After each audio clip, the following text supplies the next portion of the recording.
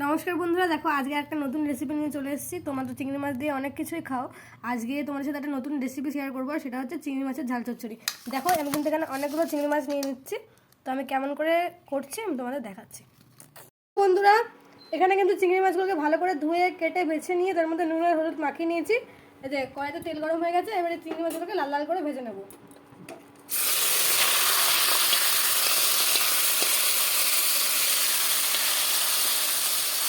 মাছটা কিন্তু ভালো করে লাল লাল করে ভাজা হয়ে গেছে। এবার আমি চিংড়ি মাছটা তুলে নিচ্ছি, তেল দিয়ে দেবো। এই রেসিপিটার জন্য একটু বেশি করে পেঁয়াজ নিতে হবে, কারণ মাছটা অনেকটা ছিল। আর যেহেতু ঝাল টক রেসিপি, তার জন্য টমেটোটা একটু বেশি পরিমাণে নিতে হবে, তাহলে কিন্তু এটা খেতে খুবই ভালো লাগবে। তাহলে এবার তেলের মধ্যে জিরে দিয়ে দিচ্ছি,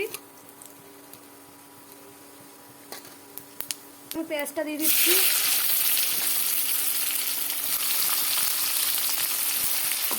এবার এগুলোকে লাল লাল করে ভেজে নেবো। দেখো পেঁয়াজটা কিন্তু লাল লাল করে ভাজা হয়ে গেছে। এবার আমি কিন্তু বাটা মশলাটা দিয়ে দেবো। এখানে আছে কাঁচা লঙ্কা, আদা আর অল্প পেঁয়াজ, আর টমেটোটাও দিয়ে দিচ্ছি এখন। এবার আমি দিচ্ছি অল্প জিরার গুঁড়ো, লঙ্কার গুঁড়ো একটু ভালো কালারের জন্য, দিয়ে দেবো হলুদ,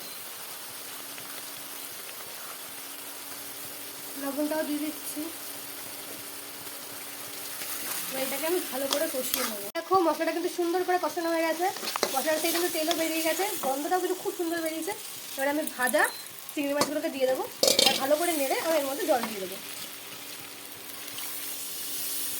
বেশি জল দেবো না, অল্পই দেবো, মাখা মাখা করবো তাই। আমার এই চিংড়ি মাছের রান্নাটা কিন্তু কমপ্লিট হয়ে গেছে। দেখেন এভাবেই করতে হবে, একটু বেশি ঝোল করলে কিন্তু এটা খেতে ভালো লাগবে না। এটাকে একটুখানি এরকম মাখা মাখাই করতে হবে, তবেই কিন্তু এটা ভালো লাগবে খেতে। এবার আমি এটাকে নামিয়ে নিচ্ছি। এ দেখো বন্ধুরা, এটা কিন্তু কমপ্লিট হয়ে গেছে। এই রেসিপিটা কিন্তু গরম ভাতের সাথে খুবই ভালো লাগবে। তোমরা কিন্তু এই রেসিপিটা ট্রাই করে দেখতে পারো। আশা করছি তোমাদের খুবই ভালো লাগবে। আজকের জন্য এটুকুই।